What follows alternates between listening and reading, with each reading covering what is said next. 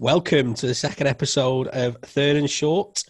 Hi, everybody. Big shout out to everyone that's shared our content so far, reached out, dropped us messages, got involved. Keep it going. Get us out there, please. We want as many people involved as possible with this. We want to take you on a journey that we're going on. Hence the reason we've got a third guest with us today. So needless to say, we've got Jamie Crawford with us.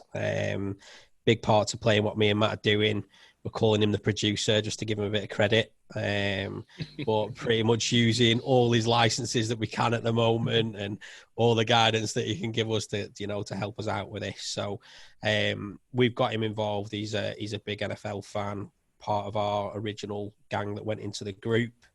And a big part to play in sort of my enjoyment of the sport as well as Matt. So Jamie, over to you, mate. Talk to us about your sort of NFL journey, how you got into it and why you support that terrible team. I don't even know what to say. It's like the nicest thing you've ever said to me. it'll change, mate, once I go. Once you talk about that 2003 Super Bowl. So, as obviously our YouTube viewers can see, I'm a Tampa Bay Buccaneers fan, unfortunately. So how I started watching American football in high school, around 2004, one of my best friends in high school, Phil Chape, he was a Carolina Panthers fan. Yeah, no. Bless him. He didn't know much, but basically he got me into American football. They played the Madden games, and I started playing them. And I decided I'm just going to buy a Madden game. And you always do. Back in the day, in the old Madden games, you used to be able to, when you do a career, you have to do the IQ test. You ever played those ones? You had to actually do the American football IQ tests, and depending on how you do on the IQ tests and the combine and stuff, that's where you get drafted. That's what you used to do on the old ones. So you had to do the IQ tests. I must not have done very well because I got signed to the Bucs. So, and that's how I became a fan of the Bucs. It's a similar way to when I always play Football Manager, well, soccer, if you want to talk about it from that point. So I always have a soft spot for anyone that I manage. So I've managed like Southampton, Newcastle. I always like following them. So the Buccaneers were my team. It was the first team I was ever drafted to. So I've followed them since 2004. I never really got properly into American football until 2010s onwards when I started watching the Super Bowls. Like everybody does, you always watch the Super Bowls. Yeah. And then my first proper full season was 2015. And I've watched every single Bucs game since 2015. I'm probably one of the only people in our group to actually pay for the Game Pass. So we all abide to the rules, Jamie. Absolutely. I never said you did anything wrong. I'm just saying you could have watched it on Sky. I'm just saying. That's what you meant. Yeah, agreed. You used to watch Red Snip that bit, producer. Yeah, snip that out. Yeah, snip that bit. Yeah, so I use the Game Pass, so I've watched every Bucs game because with Bucs we're never on Sky, so it's the only way I can watch a Bucs game without illegally doing stuff which I will not do. So NFL Game Pass was my only way to do it. So I've followed them since 2015, watched every game since, and I just love them. I think very similar. I know they're owned by the Glazers, which sucks, which I didn't know at the time. Obviously, as a massive Liverpool fan in soccer, or we'll call it footy. Because I know I'll get abuse if I keep calling it soccer. So footy and football. So with footy, I'm a Liverpool fan. And I think the Buccaneers remind me a lot of Liverpool in certain ways, which you're probably thinking, what? The way they attack. They wear red. Like, we're all attack and no defence. Like, we have the best wide receiver in the game by Mike Evans. Jameis Winston, Heisman Trophy winner. I mean, he came in number 1 draft pick. Rookie of the year. He was Rookie of the Year. Heisman Trophy winner with Florida This is going to be my favourite part of your speech now. And Jameis Winston, he's literally just all attack, but he can't do it well. It's like we had Suarez, we had the SAS, and we had Fernando Torres. We're all attack, but we can't defend. That's what the Bucs are like now. But we're starting to get that defence in order, just like Liverpool now with Klopp. We've got Bruce Arians. It's our year. So, I think the Bucs will be close. I think you'll probably have your division sewn up, I would have thought, the way things have started. And Tom and I were chatting last week, the NFC, in my opinion, is weaker than the AFC. So I think you'll have Seattle and Green Bay for me. I know Tom's they're like the best two teams. So you'll have Seattle. Yeah, so I certainly think Bucks will be up there. I just want to put that. I absolutely love Aaron Rodgers. He's my favourite quarterback in history. Like Aaron Rodgers, he's amazing. I also agree. I also agree that he is, for me, the best quarterback in the NFL. I was just about to. How'd you kick Tom out of this chat? I was just about to give him a little bit of credit, but then you just said the best quarterback in the NFL, and it makes me hate the fucker even more. I apologise. Someone get the net. I've caught a big one. But yeah, I was obviously have the NFL channel on most days now, with working from home. So even when I've sort of clocked off, it's on, and they're doing these. I think it's called America's Game. You've probably seen them. Yeah, it's like all the classic games. It's obviously on. And then they do like America's Game with a Super Bowl winner, and they sort of do like a bit of a year of when you won the Super Bowl. But it tends to start off with the tail end of the previous season, you failing, either being very close, and it's showing how you then do it. So I've watched 3 so far. So I've watched obviously one of the Giants ones, the Chiefs ones was one I saw not so long ago. Really enjoyed that. But today, before this, I actually watched the Green Bay one, and I still don't like him. I hate him. He just winds me up. It's not even like he's not even not a nice guy. He's a great nice. It's not like he's Cam Newton. We have a reason to hate Cam Newton. It's just too many people like him, and I like to be against the grain. But it was a real good watch, to be fair. And I didn't realise. I think they had a cornerback called Woodson. Yeah, well, they was talking. Obviously, he's the only player to have won the Heisman Trophy, the NFL Defensive Player of the Year, and the Super Bowl. And he broke his collarbone in the Super Bowl final, and it was a really good watch. But yeah, I still don't like him.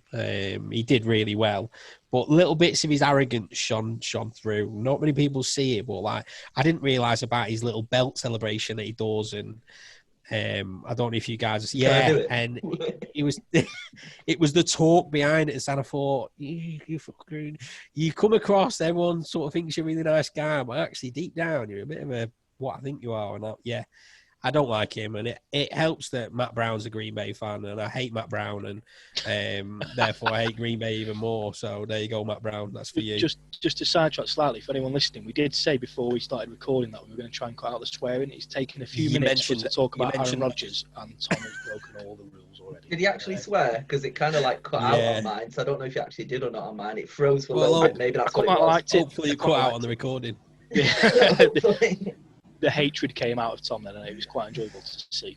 There's a few trigger points. Just don't mention Gettleman, otherwise we'll have to completely edit this. Would you say like Aaron Rodgers is the most hated player for you? Like Cam Newton's mine. I absolutely despise Cam Newton. Yeah, I mean, we all know who mine is. You love Tom Brady. I cannot stand Tom Brady. I'm not going to swear. But I absolutely despise him. You should watch America's Game. He's got about 10 of them, hasn't he? Yeah. It's a full day's worth of programs. Yeah, it's not going to happen.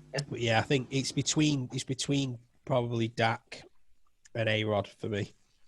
But then I don't hate Dak as much because he is overrated, and people know he's overrated. So the loving for A-Rod really winds me up. So that's sort of what absolutely triggers me. Saying that about Dak, though, what I was looking at today, some of the stats for the quarterbacks, like Dak Prescott has got 1,690 passing yards. Second place is Josh Allen with 1,326. He's absolutely smashing the passing yards, especially with Elliott and running back as well. It's all pass game for him. Another overrated. And they're still 0-3, but he's still got the most passing yards by any quarterback. Yeah. Jameis Winston, maybe? I don't know.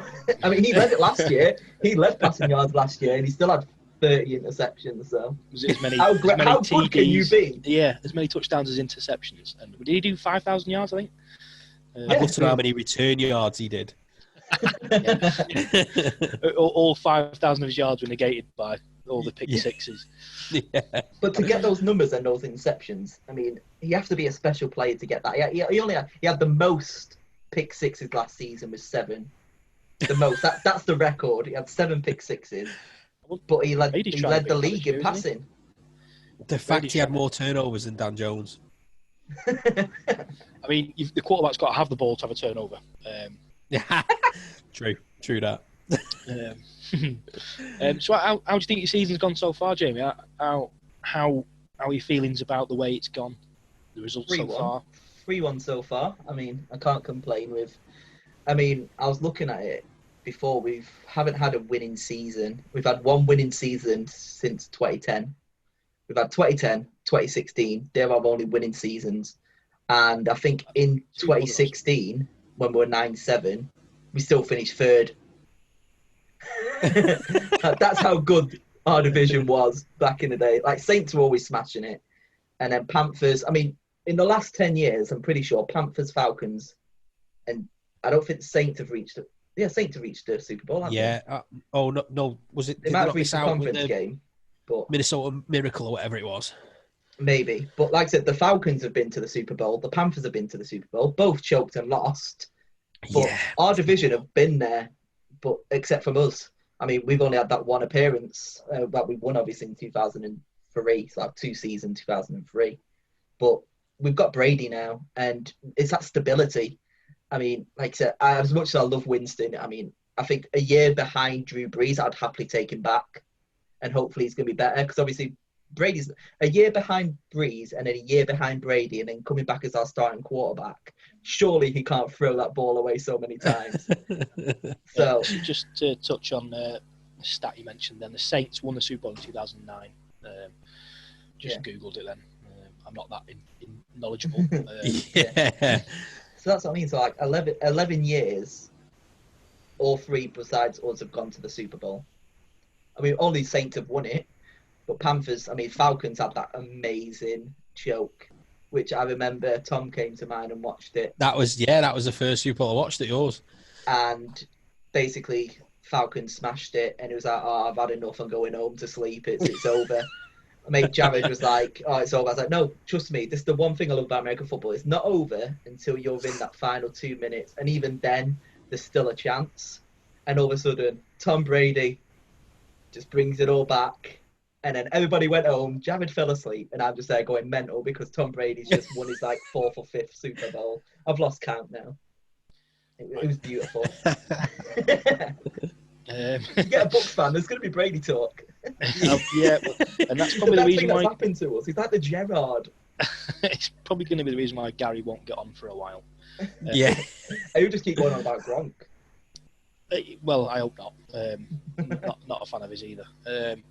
Although I can appreciate his ability. He's a blocker. I won't appreciate Brady. He's a blocker. He is. That's what he is this season, to be fair, isn't it? The first 2 games, he didn't even get a reception. All he did was, like, it's fine, I'll just block, it's great. And then he started to get the receptions. I mean, I've lost about 20 quid on him trying to get a touchdown. And I keep pointing, Gronk's getting a touchdown today. Still didn't get one. So, last week's result, Chargers. Interesting game. I mean, considering I thought we'd smash them. Yeah. Because, I mean, what's their record? 1 for 3 as well, or 0 for 3? Yeah, he's now, 1 for 3. Yeah. So, I mean, it's weird because they're not a bad team. Like, Keenan Allen is a great player. And for some reason, have just done awful. But I think when I was watching the game, they said about 8 of their starters are out. Right. So a lot of their starters are out. They said 8 of the players that should be in their starting lineup are out. And then obviously they had a few injuries during the game, as did we. But a 60% Mike Evans can beat 100% cornerbacks any day. Like, Mike Evans is absolute the most loving for Mike Evans here. Mike Evans is incredible. He is the best wide receiver in that league. He's had ever since he came into every time he came into the league in 2014, every season he's had over 1,000 receiving yards. Nobody, not a lot of people can say that, and he's got one of the most receiving touchdowns this season. I believe he's got 5. I think there's only what's he called, Alvin Kamara, that's got 7. obviously running back, but yeah. Yeah. Dalvin Cook has got about 5. He is decent. I mean, putting him up there as the top is hard to do. But I think me and Matt had a conversation I think it was last week, about elite wide receivers, and you can probably only mention about 4 or 5 that you'd class as elite, and he is one of those. I agree. I must admit, he is brilliant. But and like I said, with Brady now to get the actual, I mean, to think like so we had 30 interceptions by Winston. If half of those Brady's on went to target Mike for Evans, that so far, isn't he? He could do, but he won't. I mean, he's had about 1 a game, I think. Yeah. I mean, he is older now, but yeah, you can tell he's deteriorating a bit. There. Again, we haven't had Godwin. Mike Evans is not 100%, and we're still winning games. So I can't really complain. He's getting he had 5 touchdowns at the weekend. I don't think any other quarterback got 5 touchdowns. Mahomes got 2. DJ, how many did he get? DJ hasn't had 1 in 2 games. He's just going to take Tom that long to count them. We'll come back. Yeah. But yeah, so 2 games he's getting got with the that one. touchdowns. He's getting a touchdown, so I can't complain. Like I said, 5 touchdowns is incredible. I think everyone was going mental when Russell Wilson got 4 or 5 the week before. But it's because it's Brady. You don't get the love anymore. He doesn't deserve it. He's had enough. Rightly so. So, I mean, yeah, you touched on the Giants there, Jamie. How do you think last week went, Tom? Obviously, I know it's not me to gloat, because we'll come on to the Raiders in a minute. I mean, you have to say they've got a good special teams. They get a lot of field goals. Yeah, I mean, this game, don't get me wrong, it wasn't as... I will leave. It wasn't as bad as the previous week. So, look, for me, there's 2 points, and it's so difficult. If you take out the 49ers game, it was weird. But if you take out that game, our defense has actually done well and has held up against some solid teams. And again, a repeat of the Rams. For 90% of the game, our defense was phenomenal. The first drive, we let 12 plays and a touchdown. We've got to cut that out. We have to cut that out. And then we're in the game, and there was just one coverage blown. Julian Love blew coverage, and it released Cooper Kupp for a touchdown, which unfortunately almost pretty much killed the game off. He's a great player, Cooper Kupp, as well. He is, but it was poor from Julian Love, and James Bradbury, probably the first tackle he's missed, didn't really know what to do because it was an open field. Cooper Kupp running at him, he was sort of on his heels, and Cooper just gave him the shoulder, and he was gone. Missed tackle. Your game's done. However, if we had an average offense, which we don't, we have an absolute awful one at the moment, we had a good chance to win that game. And it's frustrating to sit here because it was the same with the Bears. We should have beat the Bears, and we had a chance to win the Steelers game. We could be sat here 3-1, but then that would hide the problems we've got. So you talk about the offense. One thing I will say is our O-line was okay. it was better than normal, which was promising. Aaron Donald had half a sack, which that is some stat as a young O-line that's only been put together to sort of go away from that game and go, you kept him quiet. We really did. But Andrew Thomas looked good. We actually brought Cam Fleming out and put Matt Peart in for, I want to say, 2 quarters of the game. Nice to see. I think he will be our right tackle, what a lot of the fans are calling for. Nick Gates played well again in centre. And the best thing about it was we've had a real problem with allowing our running backs, or lack of running backs, since Saquon's gone, but who we have there to actually get beyond that scrimmage line. And what you were finding was we were double teaming right and getting to that sort of second line past the scrimmage, and it allowed Freeman to have a few runs. Wayne Goldman, I think, hit a 30-yard run. It was nice to see that they seem to be doing all right. And if they can keep that up, and Colombo can, get on top of them and make sure that they're gelling, and it's a sign of what could come. Now, then that opens up the other avenue of I've been screaming for, all this season that we've got. Darius Slayton had a phenomenal season last year. You got Saquon, don't get me wrong, he's out, but we had Saquon. We've got Sterling Shepard.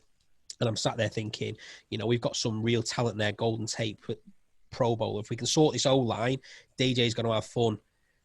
He didn't have fun at all. And it's 50-50 for me. DJ is so hesitant, but I've watched back quite a bit on Twitter, and a lot of it comes down to none of our wide receivers can get any separation whatsoever.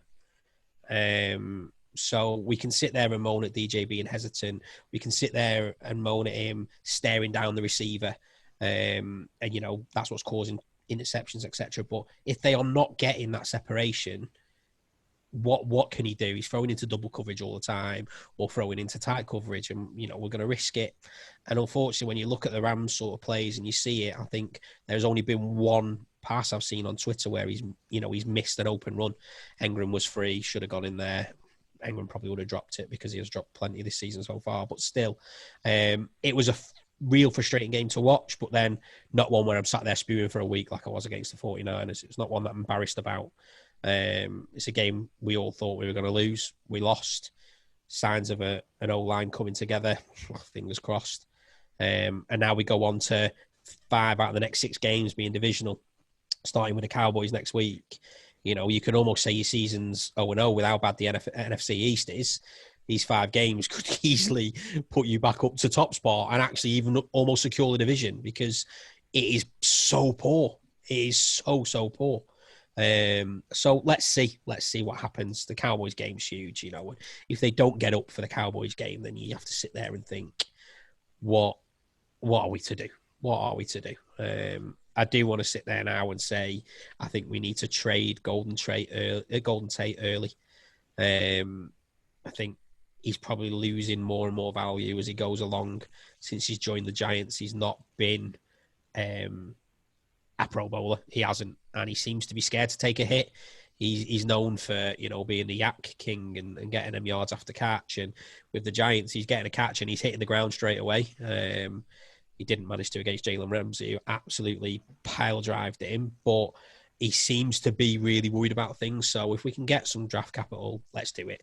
We're on for a losing season again. Let's take that hit, and then 3/4 of the way in, let's look at trading out Engram, which I never thought I'd say because I did like Evan, but I think this was his make or break season and he's not started well at all.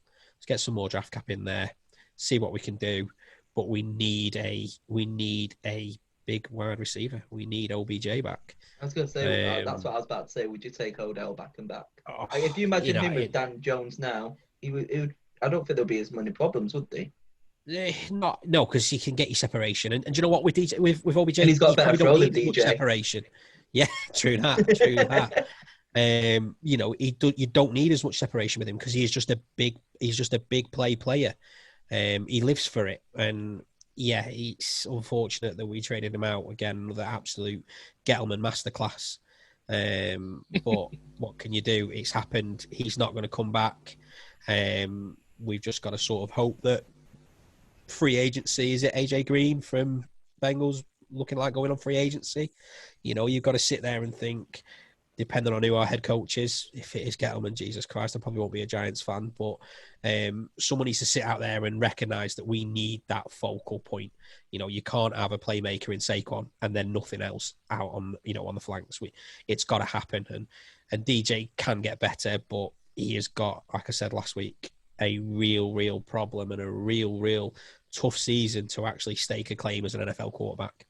He's not looking like a franchise quarterback at the moment. Franchise quarterbacks, I hate to say it, but you look at Aaron Rodgers without 2 of his biggest weapons yesterday and carried that team over the line.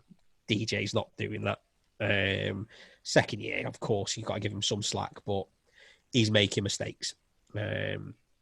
And that's all I've got to say. It's miserable. It's miserable. But we're going to absolutely destroy the Cowboys come Sunday, and I'm finally going to get to celebrate a Giants win after so long. I'm going to get absolutely blottoed. I don't care. Celebrate, run around the street with my top off. Our 1 win of the season. Let's have it. As long as you beat the Jets record, that's all that matters, isn't it? Well, that's the thing. We're not going to get number 1 pick because there is always the Jets. I wish I had your optimism about the Raiders' upcoming game this weekend. In terms of last week, we played the Bills, who were 3-0 and are now 4-0. Massively wounded team. You know, not many weapons for Derek Carr to aim at. And the reason I've stuck the DC4 shirt behind me there is just to sort of give him some backup, because he's getting... Raiders Twitter is unbelievably toxic, and there are a lot of plebs, in my opinion, who seem to want to blame Derek Carr for everything the team does. We touched on it last week that he divides the fans massively. You called him Marmite, didn't you, Tom?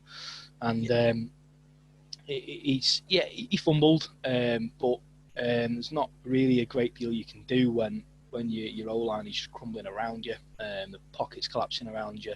Yes, his pocket awareness isn't the best, and he could have moved out of the way, I suppose, in some instances, but I'm not going to hide the fact I'm a Derek Carr fan. I think he's a phenomenal quarterback. He's just become the Raiders' all-time leading touchdown pass, whatever you want to call it. He's overtaken Kenny Stabler, who a lot of people will argue is the greatest ever quarterback for the Raiders. But the game was disappointing. I was almost going to sleep at half time, and then we pulled it back within a few points, and I thought, here we go, there's 3 points, and we've got the ball at the start of the second half.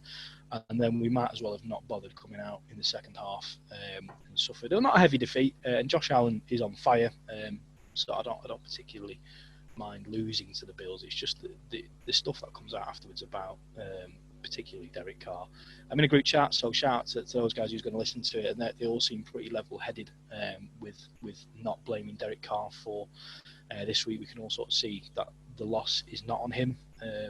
You can put up as many yards and points as you want, but if your defence is not doing its job, then what's the point? So I'm not going to dwell on it too much because I know what's coming this weekend. We've got a really, really easy game against Kansas City. Not only is it a game against the best team in the NFL at the moment, the current Super Bowl champions, it's also a divisional game, so it means a little bit more. And we're like a dog with 3 legs at the moment. We're wounded, we're struggling, and I would probably call us like a little Bichon Frise with 3 legs, and we're coming up against a Rottweiler with 2 mouths. I nearly swore then. 2 mouths. That's going to tear us apart.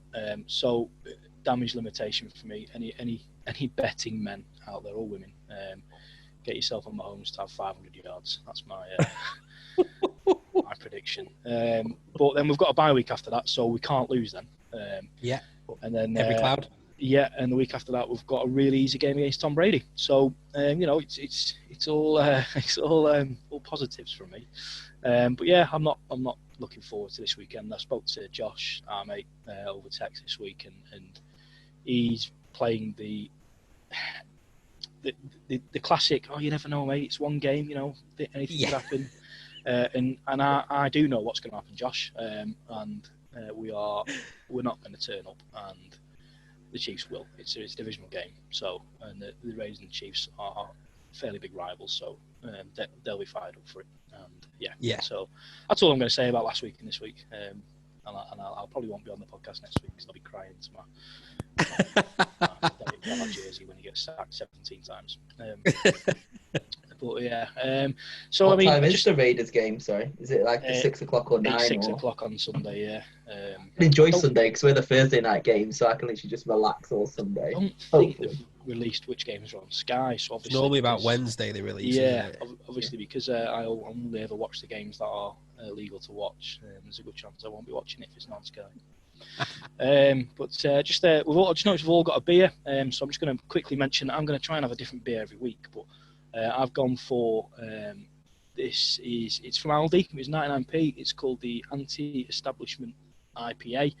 It's 5.6. It's one of those little craft ales. Never had it before, and it's okay. I'm not really into craft ales, but for anyone who is into craft ales, give it a go. It was 99p at Aldi. 5.6%, called Anti-Establishment IPA. I believe it's a rip-off of one of the brew dogs, but I didn't do any research on that before the podcast, so out of 10? You should have a ranking, let's have like a chart, and each one you give out of 10. Ask me at the end when I finished it. Still got a little bit left. It's okay. I'm not really into craft ales as much, but I'd give it maybe a 5.5 at the moment. I'll shout out Corona. If you're looking for a poster boy, I've got the body for it. Get me on a beach. I'm happy to promote you. For those that have never seen Tom, he's absolutely ripped to death. I As you can absolutely imagine. despise the tagline, dilly dilly. I hate it. I think it's the most ridiculous thing in the world, but I absolutely love Bud Light. I'm an American Even more at ridiculous heart. than that headband. Wow. Great plug for our YouTube there. If you're listening on Spotify or Apple, get on YouTube and check out Jamie's attire. I'll make sure it's not in any of the pictures, so you have to go to the YouTube to watch it.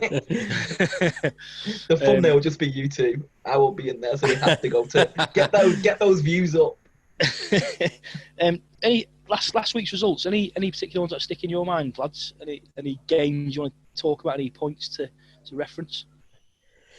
Let's have a look, shall we? I mean, we were just briefly before we came on air. Is that the right thing to say? Before we went on this thing, I feel like such an idiot saying that. But before we started recording, we were just talking about the Chiefs game from from last night, and so obviously we're recording this is Tuesday night.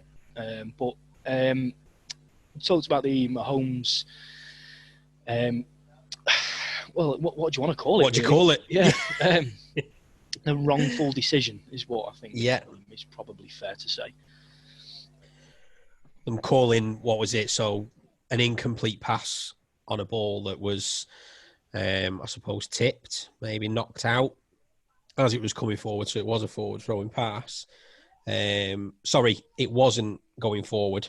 It was actually a fumble. But that fumble was recovered before it hit the ground. They called it as an incomplete pass.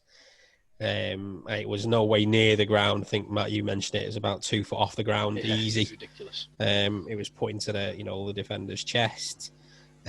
Whistle was blown up. Bill Belichick's going absolutely wild that the run wasn't allowed to, carry on, and hadn't actually realised that he should have been challenging for what would be probably a fumble recovered, or if they wanted to say it was a forward pass, then at least an interception. And the Chiefs cleverly got the ball to the scrimmage line and punted as quickly as possible. So well done to them. And probably the first time I've seen Bill make an error.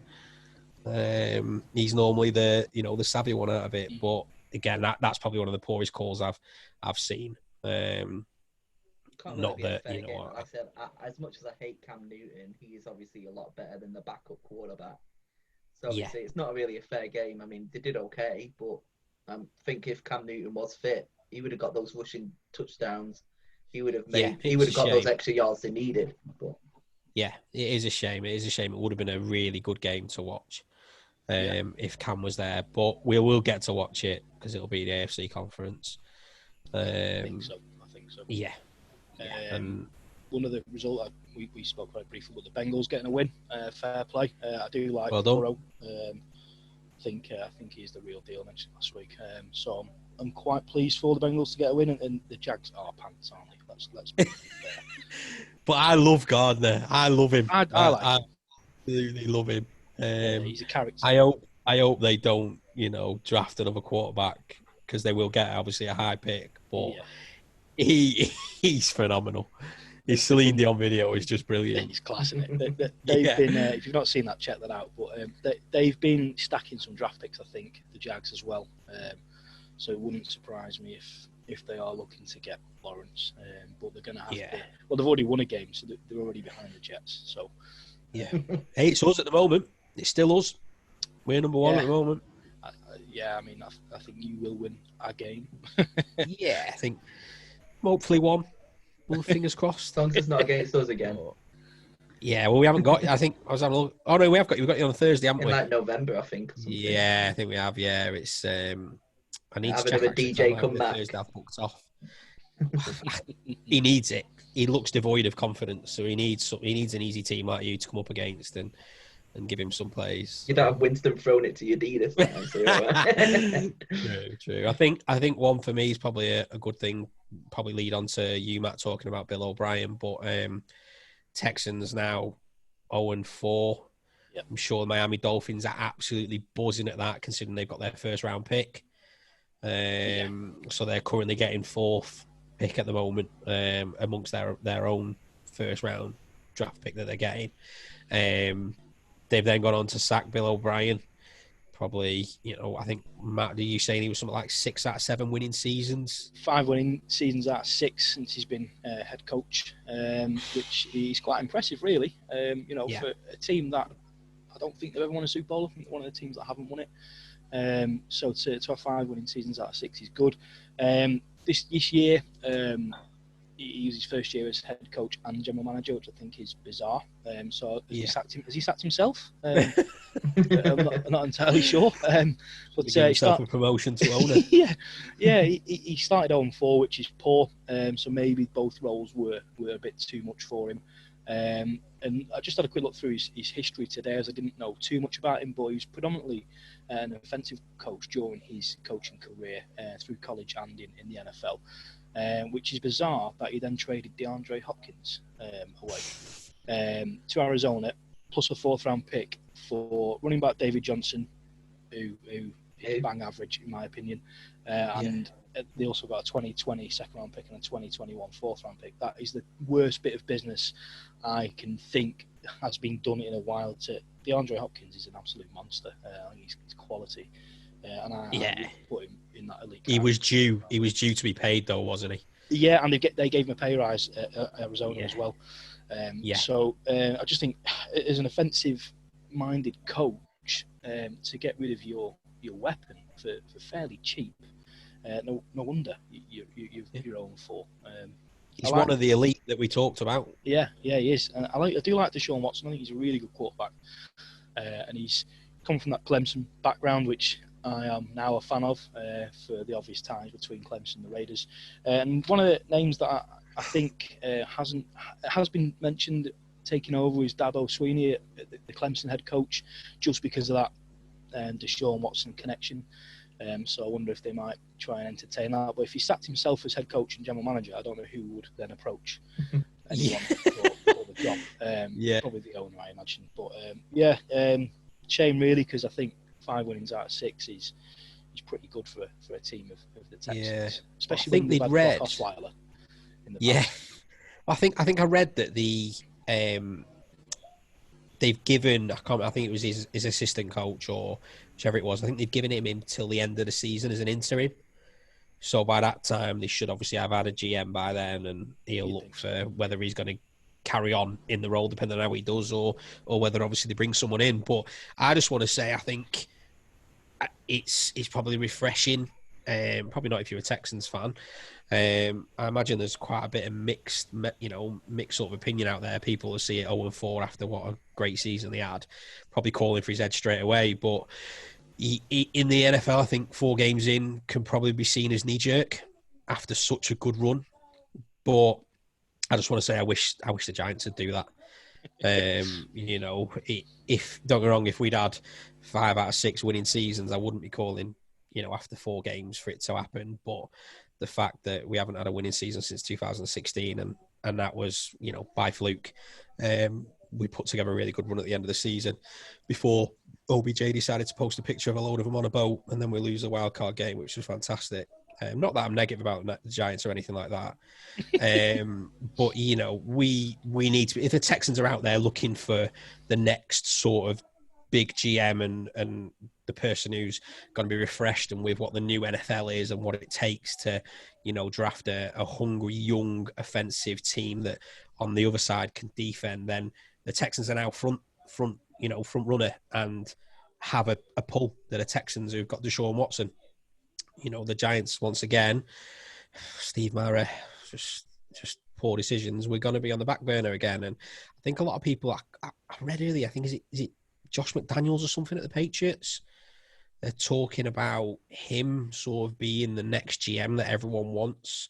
Big rumours about the Texans already looking at him. And then, if he's what everyone's talking about, I don't know too much about the general manager market, I'll be honest. But, if you're reading that all the Americans are saying that he's the next one to be stepping up, and the Texans have probably made the right decision to go, well, do you know what? This isn't working for us. Let's get out there and get him early, because you're going to have the Giants probably looking at one, potentially the Panthers looking at one, and maybe 1 or 2 other teams looking at, for the next GM. So I think it's a good decision. I think he'll split the fan base, definitely, but probably the right decision for him. Yeah, well, I'm just looking at their their fixtures coming up, and they've got the Jags this week, which They turned that 0 into a 1. yeah, it's Yeah. a good opportunity for them to win there. So have they done it at the right time? I guess only time will tell. But you could have got that win there, and then 1-4, and then I'll just do a quick flick to see who they've got the week after. But they have got the Titans, so that's a tough game. Yeah. So, but you never know. If they're not going to. Wasn't that like one of the conference games last year as well? Texans Titans. Because they went to playoffs. Texans didn't go out to Ravens. Can't remember. Complete. they? Like Texans were a playoff team last year, weren't they? Yeah, they were. Yeah. Titans lost to the Chiefs, didn't they, in the AFC game? Didn't the Chiefs beat Ravens and Titans beat Patriots? Could be. I know Titans were just mental last year, weren't they? Like Derrick Henry was just unreal. Yeah, he was a beast, wasn't he? Beast. Yeah. I can't remember now. My mind's gone blank. No. So yeah, they've got a very winnable game this week against the Jags. Not so sure about the week after, but it's out of our hands, so I don't know how we care. But it's good to talk about it, I suppose. Yeah. Just going off last week as well, I think you can't not talk about the Browns and the Cowboys game because that was absolutely unreal.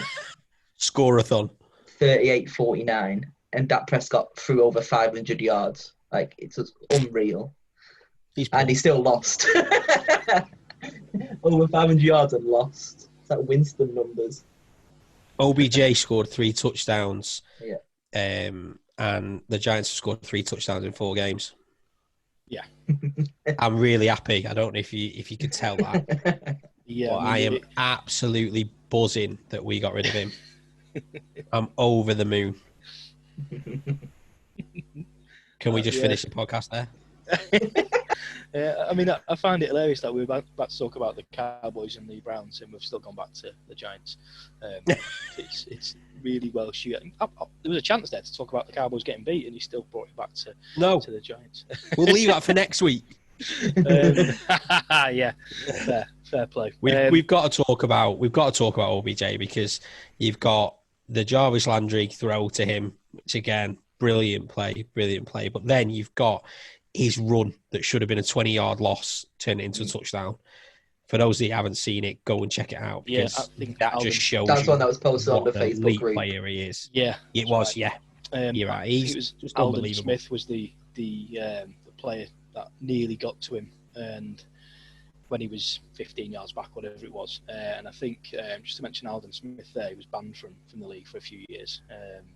Really highly rated player, had some problems. Raiders obviously released him because he was banned, and he's come back into the league and doing all right, to be fair, but not so well there. Probably should have. I mean, OBJ is a slippery character in more ways than one, and he's obviously rapid. Especially when he's lubed up, covered in turds. I took the words right out of my mouth. But yeah, he could have ended the play. I think if he'd have just dived for him, at least wrapped around him and brought him down. Yeah. But he then turned the Jets on big time and got on his toes.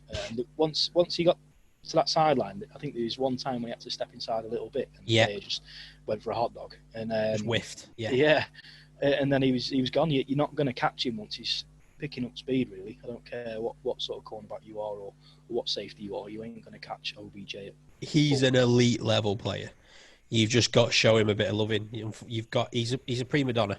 If you don't worship him and you don't give him the time to be a sort of main weapon and show that his ability, he won't play it for you. And you saw it last season with the Browns. People were writing him off saying he was done. But they've seen it this time around and gone, right, let's get him back involved. You've got Mayfield, who, don't know, let's not get onto it because I don't want to swear again. But, he's got a real weapon there and he's using him. He's targeting him. 3 touchdowns in a game. I think he's on 5, I think, for the season. Landry as well. I think Landry's decent. Yeah. Former Dolphin. As well, like I said, obviously, he got 2 touchdowns. I know one of them counts a rushing one as well, but he only got 81 yards receiving. Yeah. And he still got 2 touchdowns. It's just like, he's there. If you're in that red zone, you just throw it. And, same again, I'm going back to the greatest wide receiver in NFL history, Mike Evans. You just get in the red zone, you throw it in that area. He's catching it every time. Yeah. very very Gronk-esque. Mm. I know he's a tight end, and very Jason Witten-esque, who former Cowboy. You only stick him in the end zone with a quarterback with the ball in his hand. He's a threat. Same, there's very few players, certainly in the wide receiver group, that you would put in that category. I agree. Other result, I think you touched on it earlier, it's on the Panthers beating the Cardinals. Well played. Bit of a shock. Especially without Christian McCaffrey as well. Like, after McCaffrey it pains me to say, but he is definitely one of the best running backs in the league. He's incredible, Christian McCaffrey. Yeah, I watched him just run us silly at Tottenham Stadium last year. It was ridiculous. Just to touch on that, do you think now that he wasn't playing, they've performed better because they're not relying on him, perhaps? Potentially. Teddy Bridgewater looked well. I think he had a 50-yard rush or something like that. It maybe takes the pressure off, but I think the pressure's on the Cardinals. I think I had them up there as someone that could do really well this year. Kyle Murray's second season, DeAndre Hopkins, some great draft picks that they had out there because they were quite high in the ranking, and they started well. And is it 2 losses on a bounce now? I was going to say I thought they lost 2 on a row, and 2 that I didn't think was it the Lions? Was it the Lions last week? Yeah, I didn't think they'd lose. Probably to the Lions. Bones was going crazy in the group, if I can remember. Yeah, it was. Yeah, and then to lose to the Panthers, which again I think is a shock. But maybe we're underestimating the Panthers. Like I said, NFC South is one of the strongest divisions. Like, obviously, personally, as a Buccaneers fan, like I said, they've all been to the playoffs. They all have their moments. Like Drew Brees is again one of the greatest quarterbacks in the NFL, and Kamara is unreal. If McCaffrey fit, he's amazing. And our Falcons have got, like, they've always had Julio Jones and Matt Ryan, and they've got somebody else now, so they could do it. Like, but they're the biggest chokers in the world. I mean, they were winning like 2 games and lost to the Cowboys in like the 4th quarter and lost an onside kick. Yeah. Who loses an onside kick nowadays with all the new rules? Not just it was an easy onside kick as well. It was drilled across the ground. You just had to wait for it to cross that 10-yard and just pounce, and they let the Cowboys do it. Just yeah, it's all yours. It's a spectacle. I'm gonna say I don't think the NFC South is that strong because we beat the Panthers and we beat the Saints and we are bang average. So we lost to the Saints though. But you'll beat us in a couple of weeks. I'm fairly sure of that. So I don't really think there's any other results really to talk about. No. As such, I think mention to the Eagles maybe. They did well. Yeah, they did well. I mean, when you've got all those players out, you should be. When you've got all those injuries, you should be beaten. But obviously, let's go back to the Giants. The Giants couldn't do it because they're crap. But every credit to the Eagles. I don't like to say it, but they got that win. That's propelled them to the number 1 in our division now, with a win and a draw. It just shows how bad it is. In 4 games, you've got a win and a draw in your number 1 seed in our fucking division. Jesus Christ. But yeah, I think I want to move on to next week's games. And I was having a look before, and there is 2 4-0s in the Titans and the Bills. Which has to be the 6 o'clock game, I think, on the Sunday. I know Matt, Raiders and Chiefs, a massive divisional game, but I think the Titans and the Bills will be an unbelievable watch. And I think we should all put a prediction here of who we're having, and let's see where we get next week and see who got it right. I'll go. I'm going to go Bills straight away. I think Allen is a lot better than Tannehill.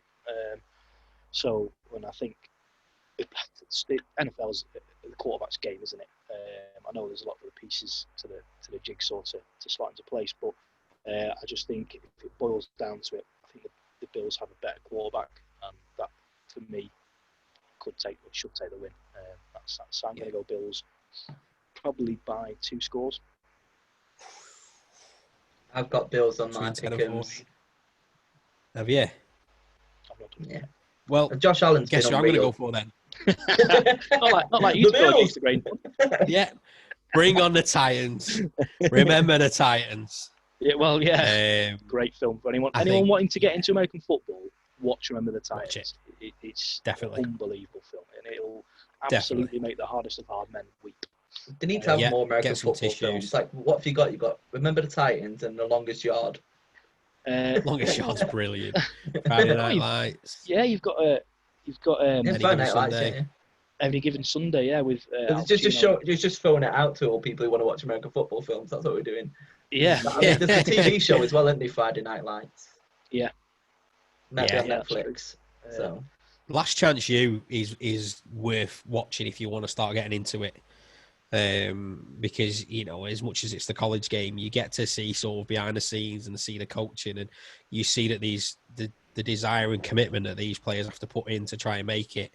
And, you know, you see barely any of these out of Last Chance U make it into the NFL. I think you had one on the practice squad. Was it this year or last year, Matt? Was it Ollie Jones? Or and then he's not made it. And I think if you look at I don't think anyone playing in the NFL has actually come from it yet. I think somebody there's been a from few the out there, hasn't there, XFL was in a team, spots. isn't he? I remember some commentator was shouting out some XFL players. I'm sure it was the quarterback that stood out from the XFL. Completely forgotten his name, and I'm sure he's been signed to a 53-man squad. Completely forgotten his name. Yeah. But again, like if you're talking about Last Chance U and stuff, I really love All or Nothing. Like the footy version and the football, like that they've had City and Tottenham for footy, and then they've had about 5 seasons of the football on Amazon Prime now, and it's unreal. I've not watched it's just any. Nice. They're amazing. I think they've had the Cowboys, which you'll love. It'll be great. The Cardinals. I think they all just picked the nothing teams because no one's done anything. Well, hopefully we'll get one soon then. Maybe you're this season. Let's watch them going on this 0-16 run. Oh dear. So yeah, I think I'll pick the Titans. I would have liked to have gone to the Titans anyway. I'm not just doing it just to be against the grain like I normally am. And it's not based on the Titans being better than the Bills. I just think more and more people are going to jump on the Josh Allen hype train, and rightly so. But he's got to lose at some point, and this is now probably the biggest game he's played this season. If we said last year, it definitely would have been the Titans. I wouldn't have gone for the Bills. It's the 4-game streak that he's on at the minute. You can't see him losing or losing any momentum. And he's looked great. He's looked great, and Diggs looks brilliant. Diggs looks back at it. So good. Yeah. But I think it's their biggest challenge. So let's see how they stand up. And if they come through this and they go 5-0, then you can't look past them, and you then actually think, are they going to challenge the Patriots that division? Are they going to take it? So it's an interesting game. What I'm looking forward to. I wouldn't be surprised if the Titans won. Like I wouldn't be like, oh my god, how did they win? Like I can see them winning, but I'm going for the Bills. Like any team can win it. I'm pretty sure on Pick'em they're like 51-49. Yeah, I'd imagine. Can we just touch on your margin on Pick'em? What happened this week? That 72 Jamie? Margin. I have no idea. 70 odd out. I must have accidentally put 100 in or something. I almost did that for the Bucks game. I went for about 20 and it changed to 200. I was like, no. Brilliant. But yeah, I don't know what happened there. I looked and it was like 72. I'm like, what? Should I check my score? I was laughing my head off at that. There was a couple of divisional games this week. Ravens Bengals. I'd expect Ravens to win that. You think so, wouldn't you? Falcons Panthers, another divisional game. Jamie, what you reckon? Oh, sorry, I just realised that I put 80. I must have tried to put 8, and I put Broncos to win by 80 points. Just said some divisional games, and there's one in your division, the Falcons Panthers this week. What are you saying for that? Falcons are the biggest chokers in the world. Falcons up at half-time, and they'll lose. Yeah, they're struggling, aren't they? They are struggling. I wouldn't be surprised if they're up 3 touchdowns and they still lose. There's also the Cowboys Giants, which is divisional, and the Raiders Chiefs, which is divisional, which we're not talking about them because we already have done. And I don't really want to. So yeah, I mean that's as far as I'm happy with. That's what we've talked about for this week. I don't particularly want to dwell on all the other games. We'll come on to every team at some point over the coming weeks. One thing we did talk about in our little group chat is mentioning some rules. People have asked us that have listened to the podcast that aren't particularly into NFL. Can they have some rules or something like that? And one thing I think we have mentioned is doing the very basics, really. Basics of what the point of the game is. So, does anybody want to take the lead here? On to the next segment. Rules of the game. We'll cut that bit out. Can we start that bit again? Don't trust me with it. I'll make it the campus thing ever. For those that don't know, Jamie's big into sort of theatre and musical production, things like that. A little bit of a chance to plug yourself here, mate. I was thinking that.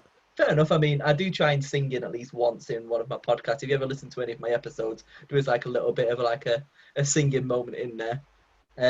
Don't know why, it just happens. It's just something that happens naturally. I'm sure you know when you were with me sometimes in person, I just randomly come out with either a film quote or some weird something like that. Anyway, don't know how it happens, but what's your podcast called and how can you listen to it?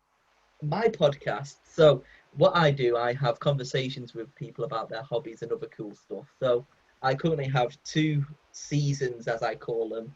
I've got one which is Conversations With, where I speak to fascinating, unique people like Matt Davenport right here.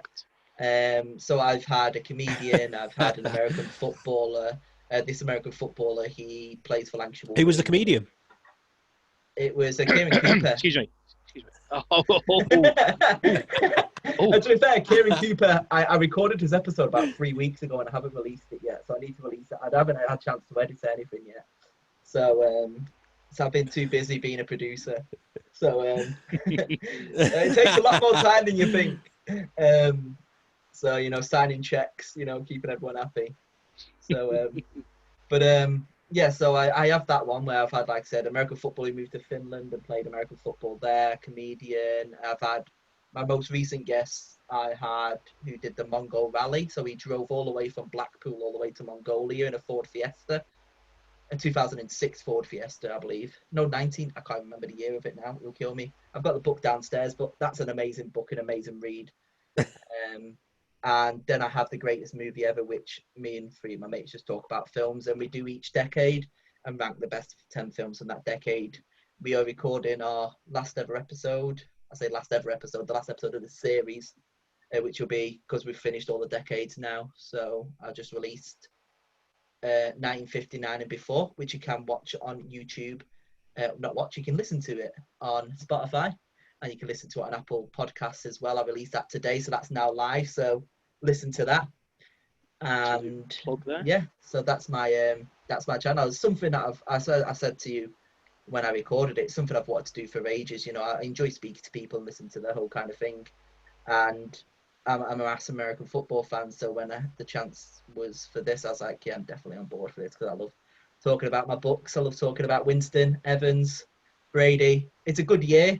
So hopefully, I mean, we're 3-1 at the moment. It can go completely wrong. I mean, a few years ago we were 6-6 with 4 games to go. We finished 6-10. So anything can happen in a 4-game stretch. So we're 3-1 now. It could be 4-3 by the end of November. So you never know. But with Brady at the helm, he's never had a losing season. I mean, granted, that's mainly to the Patriots, but who knows? Yeah, no, nice little shoe in there for what you're doing. So just in terms of, I think we mentioned talking about the very basics of NFL. It will literally be the basics. What I think we're going to mention now.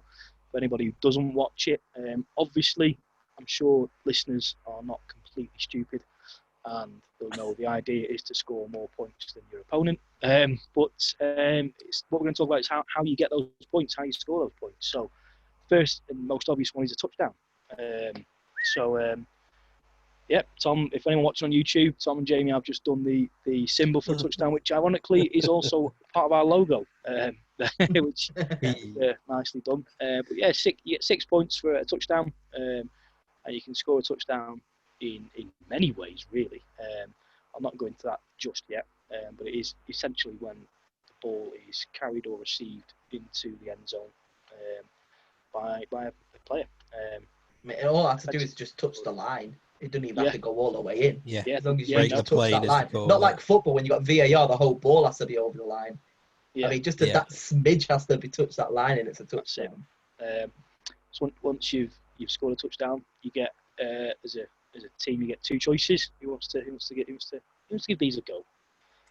Yeah, I'll go for this. So you can go for a point after attempt, which is essentially 1 point where you kick the ball through the goalposts, or the upright, whichever you want to call it. Or you can choose to go balls out and go for the 2-pointer, which essentially is normally the quarterback back on the field, and it would be like what you would see as a normal play at the line of scrimmage. You can throw or run the ball over and try and get it into the end zone again, which will get you 2 points. Tend to be seeing more and more now, I think. It seems to be in a lot more game plans, which I think adds a bit more excitement. I think field goals and point after attempts can be a bit boring. You're begging for a block, aren't you? Yeah. Whereas with a 2-pointer, it's risky. Yeah, similar to that, I've seen a lot of 4-and-1s this year as well. Obviously, I won't go into what a 4-and-1 is yet, but there's been a lot of 4-and-1s. And then these 2 other ways you can score points. Field goal, Jamie? I thought this would be nice for Tom to do a field goal. I mean, that's all Giants can do, right? I thought it wasn't fair to ask Tom to talk about all they ever get. Well, basically, a field goal is you have the 4 downs to get to the 10-yard line. If you can't get past that line, then you're going to choose to kick it away. So if you're over in their length of the field, you can choose to try and kick it into the goalpost or the upright. As Tom said, you can either call it either the other. So usually you want to do this within 50 yards, unless you've got an extremely amazing kicker like the Colts. You can probably kick it about 60 yards. So usually you go for less than 50. You see a few 53s, 54s. If you manage to kick it, get it through the upright, that's 3 points, and then you kick off to them to start the next play. If you decide to go for it and miss, they start from where you missed. So it's risky. If you're going for like a 60-yard kick, they're going to be starting on the halfway line basically. So you've got to take that risk. That's why you usually punt it away. So if you're in your own half and you haven't made that 4th down, you kick the ball away and give them the ball, because you ain't trying to kick it into the upright 70, 80 yards away. There is a very, very famous story of Raiders head coach asking Sebastian Janikowski to attempt I think it was 74-yarder. In a game? In a game, yeah. I think it was 73 or 74 yards. To be fair, Janikowski I think he's got a couple over 60-odd yards in his career. But yeah, I think it was something like 73 or 74 yards. He had to escape. The coach was fired the next day. It's quite a famous story. I thought you meant it's a famous story. He made it. I was like, yeah! He made it, yeah, with all the wind behind it. No, I think it's still bobbling now towards the post. And the other way, which I'm not going to discuss this too much, the other way you can get points is by scoring a safety. Now, I don't want to go into it because I'm sure we'll talk about defensive plays in a later episode. But a safety is basically a point for the defense to score. So I don't want to go into too much without confusing those listeners who don't know a lot. But for those regular listeners that don't know a lot about NFL, I will talk about safeties in a few episodes of time. Well, probably quite a lot of episodes of time, because it's not something that happens very often. But so they're the only real ways to score points in the NFL. So for anyone who is listening who isn't really into NFL, get onto the comments of Facebook, Twitter, or YouTube, whatever, and come at us with your questions. What do you want to know? If you're looking for a team to support, tell us about yourself. If you're into footy, soccer, whatever you want to call it, we can potentially pick a team based on who you follow and that sort of thing. I think Jamie, one of I was literally, it just moves so nicely onto my question here. So I received a question from a friend of ours, Aaron Ward, and he basically says, if you were new to the NFL, so perfect start already, and had no idea or no allegiances to anybody in the US, who would you pick? Great shout. So, I mean, this could be for us three in general. So, obviously, I mean, you just randomly, like you said, you just got a shirt and was like, I'm a Raiders fan now. If you just watched it for the first time, who would you pick? It really does depend. If you like an underdog, if you like being, if you're a Man United fan, then you're probably going to pick the Chiefs, aren't you, these days? Josh Davis. Davis. But, and if you're, it's hard really to put into sort of context what what I would advise somebody. What when I got one of our mates, Gaz, when I got him into NFL years ago, I just told him to pick a team and just start following that team. And this is a fair few years ago. And he's part of the group chat and stuff, one of the OG members. And I told him to pick a team and start following them. And he is a Man United fan, and obviously he went with the Bucks for the red, white, and black combo. Surprising that he went for the Bucks because of the Glazier connection. But he just said it was the red, white, and black combo, same as Man United. And he quite liked the fact of the pirate flag and that sort of thing. And that is how he picked his team. And now he's a fully fledged Buccaneer, if you will. How many teams have a pirate ship at their home stadium? If you want a pirate ship, yeah, and that's we fire cannons every time we get a touchdown. It's beautiful. That's why there's only one team that have it. So I don't know how I would tell somebody. I would probably a bit like I said to Gaz, just what are you into football wise? What there's teams that the Green Bay Packers, for example, they're owned by the fans, so they're quite a good team to follow if you like that sort of thing. If you like bottling, if you like cheese as well, they're also a good team. Cheeseheads. All the fans with blocks of cheese. Yeah, I mean, I think we spoke about last week, didn't we, Tom? You said you liked New York, and Freddie was, and it's little things like that. I mean, I don't know, what would you say to I mean, I absolutely love New York as well, so I am a New York fan. I don't, obviously I'm a Bucks, fan. I follow the Giants, like I always will do, because New York is my favourite place in the world. I've been there 3 times. So I do like the Giants, but you can only have one team, and the Bucks are my heart. So it's weird because it just feels right. As soon as you find your team, I don't know if it's the same for you guys. Like I said, as soon as I started following the Bucks, it just felt a natural fit to who I am. Yeah, definitely. So I don't know if you look at the teams, everyone's got their own personality. You could look at them and be like, I like the Cardinals. It's like, why? But okay. Yeah. Because I'm a bird watcher. Yeah. No, I agree. I think for me, it was that sort of New York is America to me. I've never been to America, so I'm not massive with geography either. So you don't know many places in America. So I've sort of got this obsession with Vegas and New York. There wasn't a team in Vegas. I think, Matt, I don't know if you were going to say a minute ago, I think you were going to say, if you were getting into it now, who would you choose?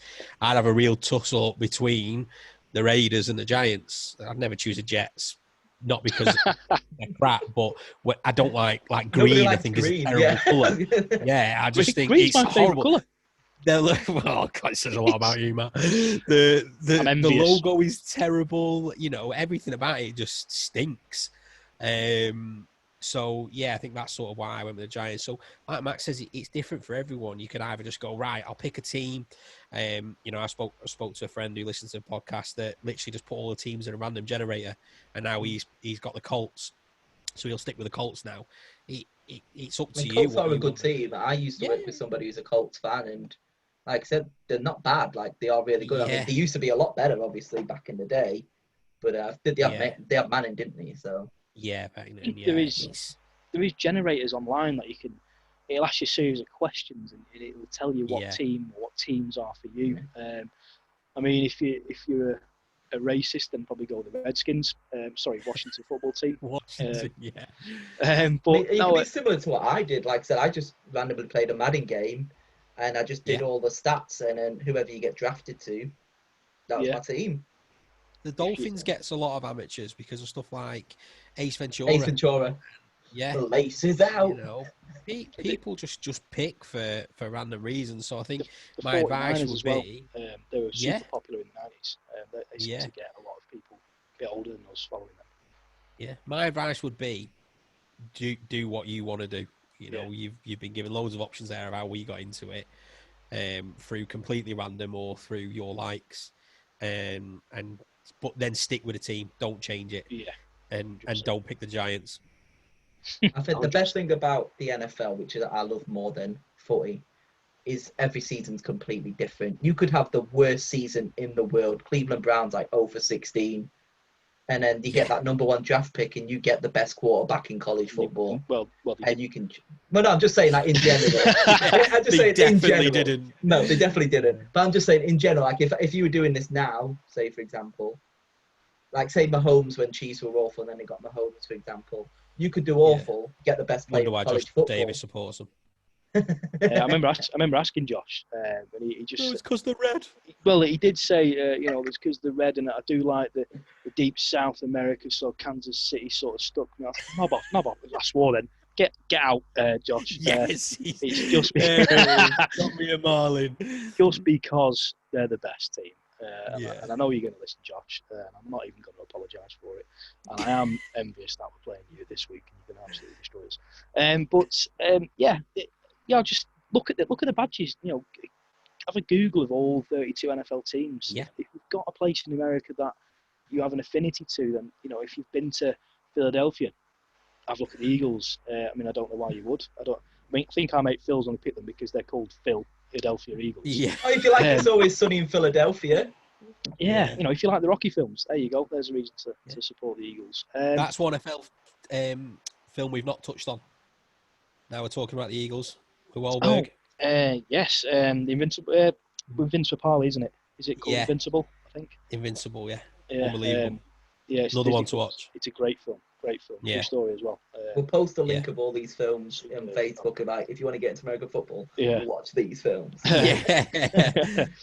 So have a look. That's all I would say. Have a look at the badges, the logos, do a little research on each team. If you've got a place in America that you like, there's a couple of teams in Florida, a couple of teams in New York.